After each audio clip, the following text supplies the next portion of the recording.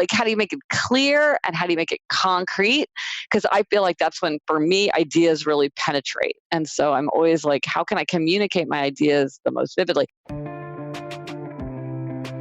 Welcome to the Ignited Recovery Podcast, a new way forward for anyone looking for answers but feeling left out. If you've been searching for empowerment, triumph, and purpose, you've found them right here.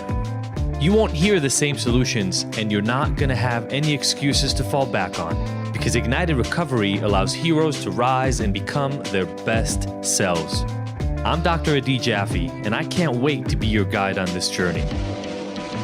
Are you ready to become an ignited hero?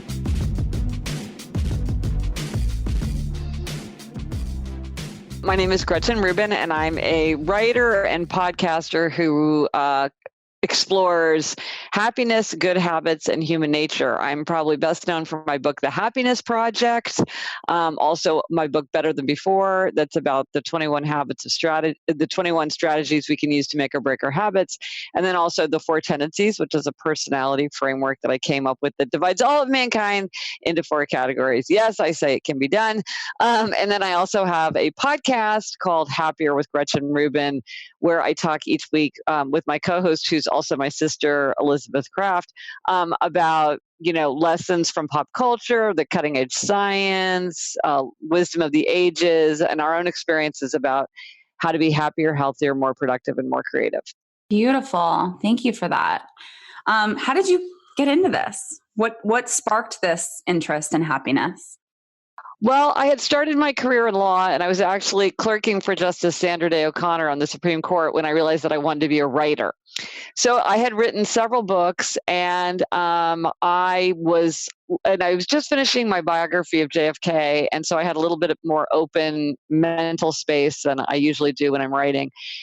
And I was stuck on a city bus in the pouring rain, and I thought, what do I want from life anyway? And I thought, I want to be happy.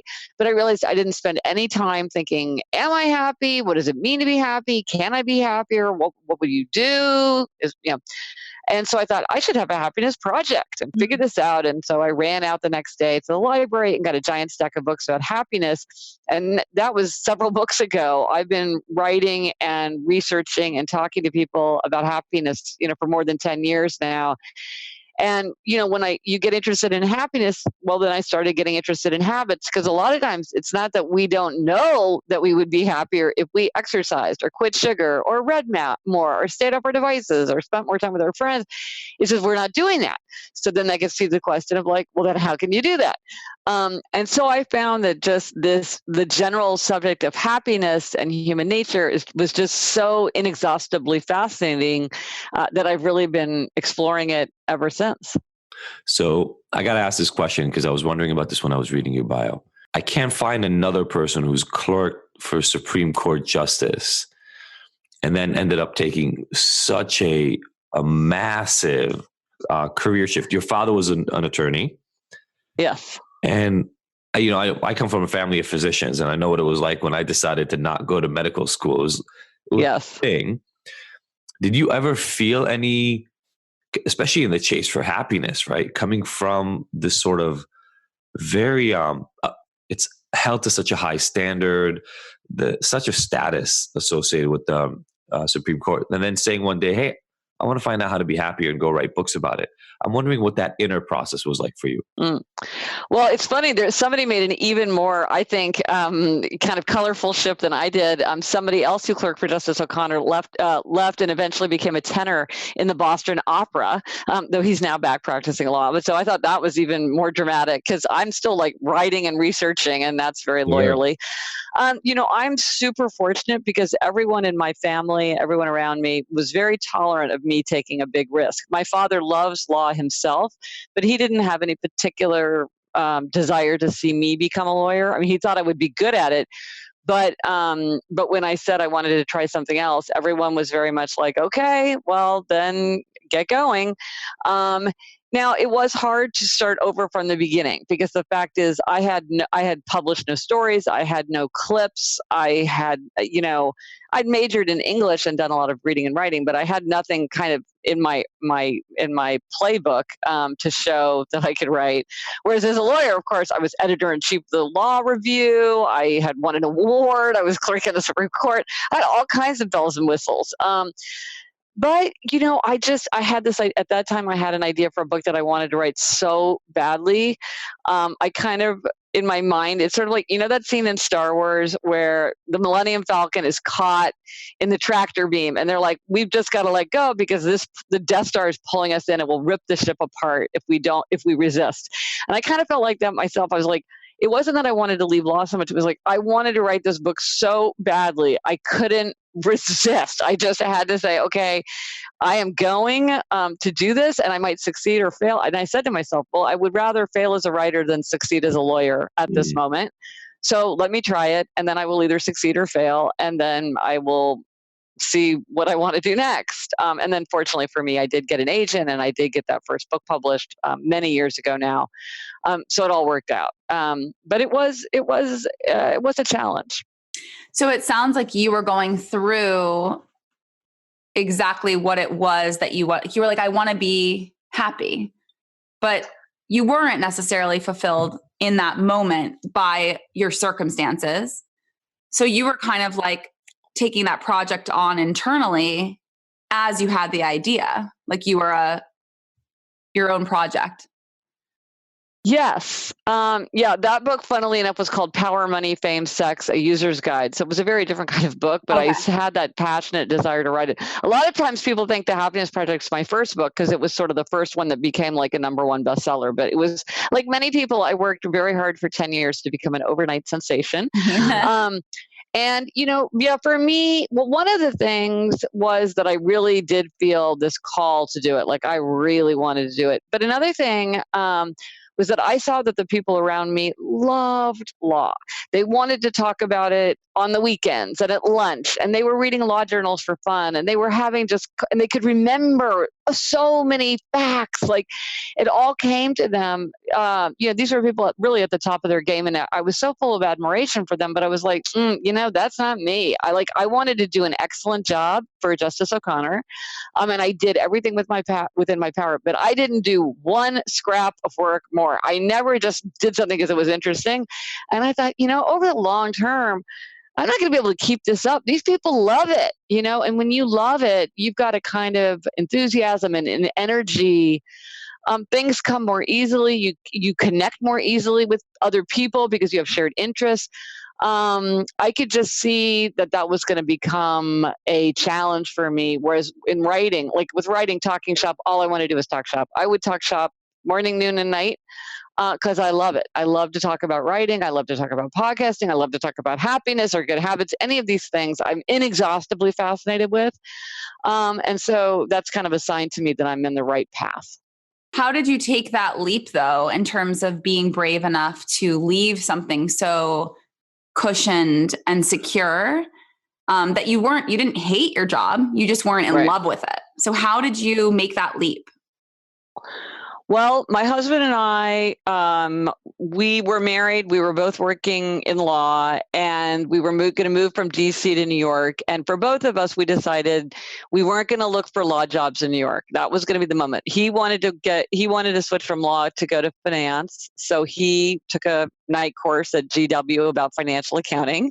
And I bought a book at a bookstore called something like How to Write and Sell Your Nonfiction Book Proposal. And we moved to New York, and it was like, and I didn't have another job. My job was to get an agent, and I just worked all day doing that. And I remember the day came, we hadn't lived there all that long, when we got a note from the New York State Bar Association, right, saying it's time to pay your bar fees. And bar fees, that's not like $20. It's a good amount of money that you got to stay to be in good, good standing in the law. And so I said to my husband, I was like, are we going to pay our bar fees? And he said, no, we're not going to pay our bar fees. And I was like, okay, this is happening. Now it turns out like you can always go back if you like pay the money and take a few courses. But at the time it felt like, oh my gosh, this is the moment of turning our back on the past and striding into the future. Beautiful.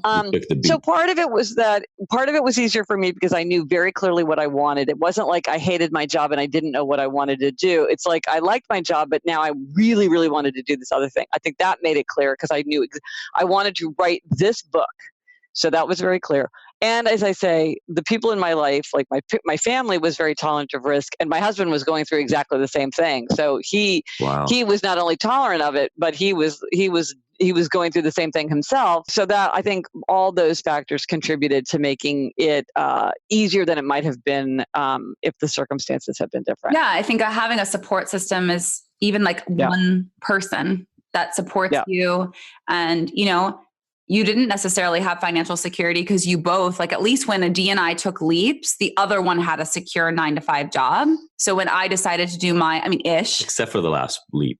Yeah, the final one, no, but there was more trust in that. But as we bounced back and forth between one of us being an entrepreneur and starting our own thing, the other person had a secure job, which gave our insurance to the family. Yeah. And so it's really cool that he was also the one that was a little bit more trusting in that, like, no, we're not going to do this. Right.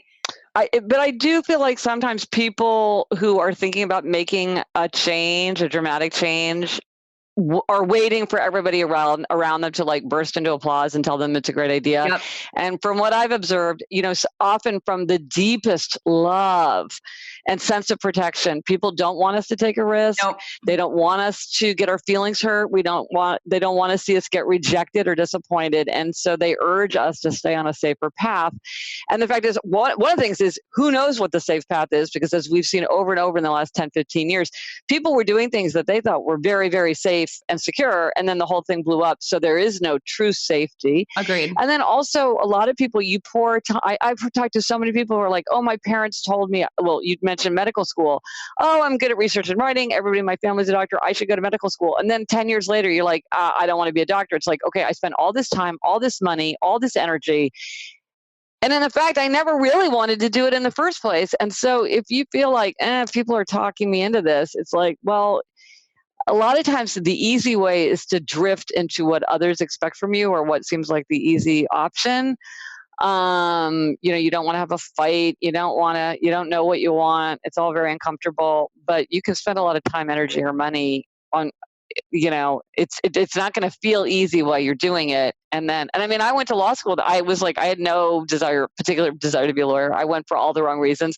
I can change my mind later. It's a great education. It'll keep my options open. I'm good at research and writing. It's like, okay, well, the people who go to law school and like it are the ones who want to be lawyers. That's what law school prepares you to. It's a great preparation to be a lawyer. It's not a great default choice for just people who like to read, because you're not it's exactly hard. Reading the stuff you want to read either. Yeah. Oh my gosh. I mean, could I tell you about ERISA, the employment law? Hey everybody, it's Adi again, and I want to share with you something that I believe is one of the most useful free tools I've ever created for my clients and for you. It's our free, personalized My Drinking Score report. Look, you already know that at Ignited, we don't care much for labels, and we don't believe in any of those once a blah, blah, blah, always a blah, blah, blah slogan. But if you are questioning your specific relationship with alcohol, you may be trying to figure out how to understand what you need to do and whether you're moving in the right direction. Well, then this completely free tool is for you and will give you the answers you're looking for. All you're going to do is you're going to take a 5-minute quiz answering simple questions that you know the answers to. And then, like magic, our system is going to spit out a custom report so that you can find out more about your relationship with alcohol and actually get guidance and help to some of the changes that you can individually make. I created this tool to give you a customized, personalized virtual resource that you can take at any time, and that makes it easy to get the exact recommendations and steps that you need to help eliminate your struggles. Anybody can take it, and did I mention that it's completely 100% free? Well, it is. So stop running around in circles trying to figure out why you're having a hard time getting sober and get real solutions and guidance to help transform your life and get ignited forever. Just pause this audio right now and go to ignited.com/go. Again, that's ignited.com/go and take our 5-minute quiz right now. Find out what your drinking score is and then share it and tag us on Instagram or Facebook, because remember, fuck shame. Together, we get to move forward and get better every day.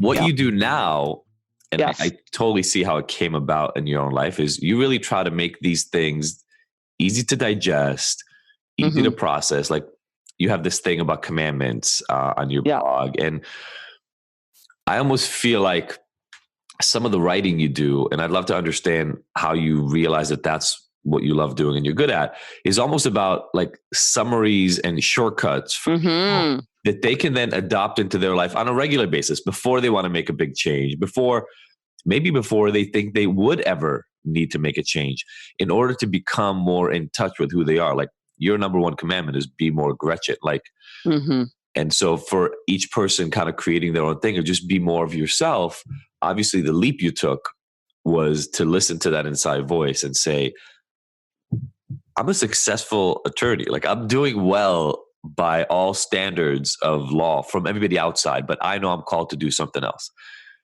When was it along your writing that you started saying, okay, what I need to do is start figuring out how to package this in ways that people can absorb it more easily and incorporate it into their life?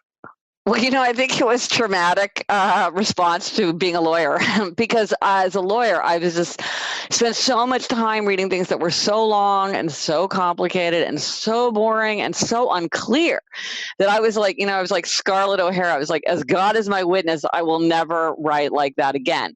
And, of course, in law, you have to be extremely precise in a way that is very tiresome in everyday life. But even still, there's just really no excuse for a lot of legal writing, to my mind. And so I really did make it my aim to write clearly as possible. And it's funny because when I sit down and write a first draft, it comes out extremely fancy and legal. And I read a lot of like Samuel Johnson, 18th century stuff. So it comes out that way. Like that's how my writing is. And so what is actually then finally what another person reads has gone through many, many, many edits where I'm like, what am I actually trying to say? What are the words that can succinctly capture this? Like, how do I make it funny? How do I make it concrete? So it's not just a bunch of abstractions.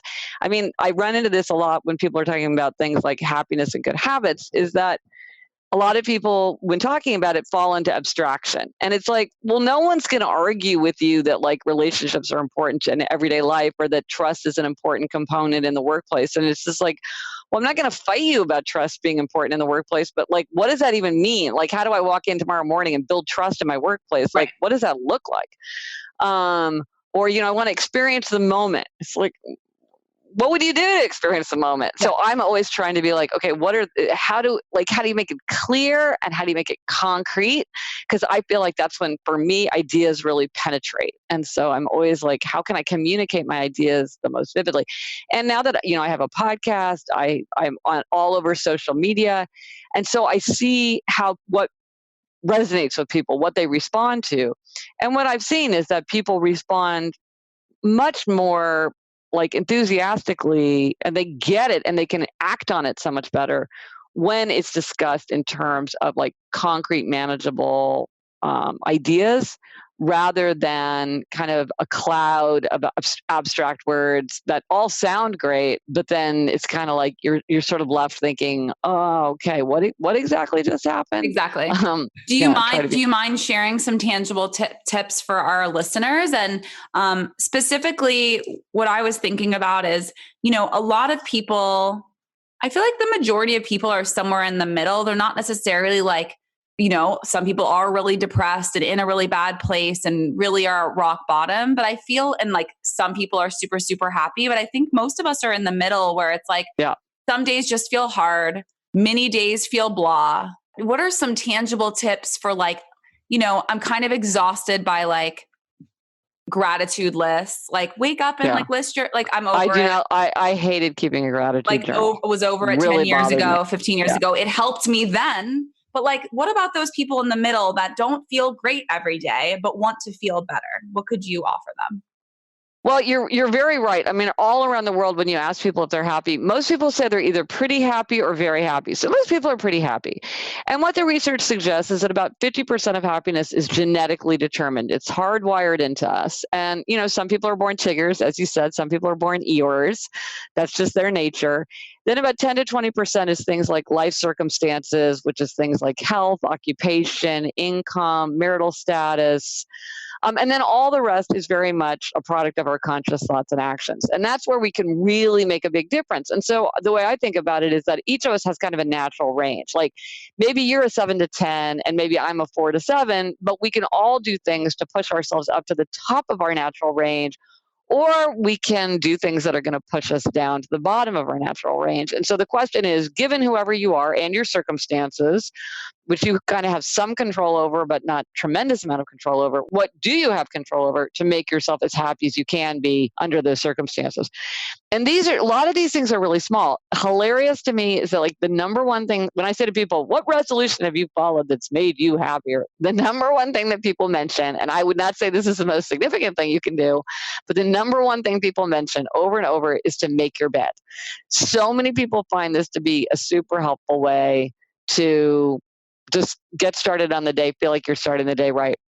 I mean, another thing, and it's so common, but it's so common because everybody knows it works, is like if you need a quick lift, listen to one of your favorite upbeat songs. Mm-hmm. So many people now have playlists. They set their alarm to their favorite song. It's like that is an extremely quick, easy, reliable way to intervene in mood. So that's that. Then there are funnier ones, like ones that having to do with kind of self-knowledge. One that we talked about on the Happier podcast, and we were surprised by how enthusiastically people got into it, was to choose a signature color. And people were just enthralled with this idea of like, what's their a lot of people said they had a signature color without realizing it. Like they looked at all their dishes in the dishwasher, or they looked at all the clothes in their closet, and they were like, oh my gosh, I have a signature color. I hadn't even noticed. Or people had a signature pattern like polka dots or stripes, or they had a signature texture like velvet or denim or leather. It's one of these things, like, you were talking about Be Gretchen. Well, it's one of these things that it's kind of fun and kind of creative. And then it also can help you with things like decision fatigue, because it's like, well, I want to buy a new cover for my iPhone. What color should I buy? Well, why don't I buy my signature color? Because, everything could be in my signature color. Or things like, a lot of times people know, and I wrote a little book called Outer Order, Inner Calm about why outer order contributes to inner calm for most of us. And, a lot of people don't have a lot of time, energy, or money. So they're looking for kind of quick strategies, quick solutions. And one thing that so many people said has helped them is the 1 minute rule. This is the rule that anything that you can do in less than a minute, you do without delay. So you hang up your coat, you put a dish in the dishwasher, you scan an email, answer it in one word and delete it, you print out a document and stick it in a file. And what this does, it just gets that scum of clutter, off the surface of life. You can take a minute and put a bunch of dog toys in the dog toy basket. And then, so you're not setting aside an afternoon. You're not making a big production out of it. It's just as you go through your day. But it's a little step that for a lot of people can really, really bring a lot more outer order. And there's a weird connection when we feel like our stuff's in control. A lot of times we feel more in control of our life generally. So I'm always looking for ideas like that. Some are more transcendent, like imitate a spiritual master. That's, to me, one of my favorite all-time resolutions. My spiritual master is Saint Therese of Lisieux, even though I'm not Catholic. But I've heard of other people's, and that's an extraordinary kind of task to set yourself. So some are very small and some are very large, but they're all kind of meant to be concrete. Hello, everybody. I am so excited to share with you the next 2 in-person retreats that Ignited is offering. If you followed Sophie and I at all, you saw how absolutely incredible our Tulum retreat, the Up Level Your Life retreat was. Well, we've got 2 coming right down here in Southern California. The first one is the men's retreat. It's going to take place February 8th to 12th, and it's going to happen in Temecula, California, just a couple of hours away from LA and San Diego. It is going to be magical. It's the third year in a row we've done this. It is pure magic. This happens right before Valentine's Day on purpose in order to help people show up as their best to what's happening for them and for their partner in their relationship. What does that mean? That means they can radically accept, they can have transparency, they can have preparation, goals, and strategy on how to transform themselves and their relationship into the next best version of them. And this year, for the first time ever, our highly anticipated women's retreat happening at the exact same time in Southern California, February 8th to 12th. So if you're in a partnership, you can come in separately to each of those retreats and have literally one of the most incredible Valentines you have ever experienced in your life. After the last 2 men's retreats, I got emails from women, from wives whose husbands went to retreat saying, I don't know what you all did over there, but I've never seen my husband like this. If you want that kind of response this year for the 2 of you, come right now. Now, normally when we talk about this, we get some questions. So the first one is, do I have to be in a relationship to come to an Ignited retreat? First of all, no, you don't have to be in a relationship to attend either one of them. We're definitely going to have some elements of the program around relationship. Guess what? You are in multiple relationships in your lives right now with yourself and with other people around you. This is going to help all of those, not just romantic relationship. Another big question we get is, what's the difference between this retreat and that Up-Level Your Life retreat we just saw you all having in Tulum? Well, these two are, first of all, they're gender specific. So it's the first time we're splitting up our community in this way, but we've been having the men's retreat. There are some things that are just easier to talk about sometime in limited, smaller groups that are more specific. You know, about 2/3 were women at the Up-Level Your Life retreat. And so this split will do a lot. It's going to help increase radical transparency and openness. It's going to empower people to be the best version of themselves and be transparent. And it's going to allow you to hone in on the masculine and feminine to allow for massive transformation. And if you know anything about polarity, really reach this Valentine's Day in maximum polarity. Plus, if you're in a relationship, you guys will get discounts for joining together. Contact us more for more details. All you got to do is go to ignited.com/events. That's igntd.com/events to learn more and save your spot. Again, we have early bird pricing and a 6-month payment plan. And if you come as a couple, you will get a further discount on both of these. Cannot wait to see you. If you had massive FOMO around Tulum, do not let that happen to you again.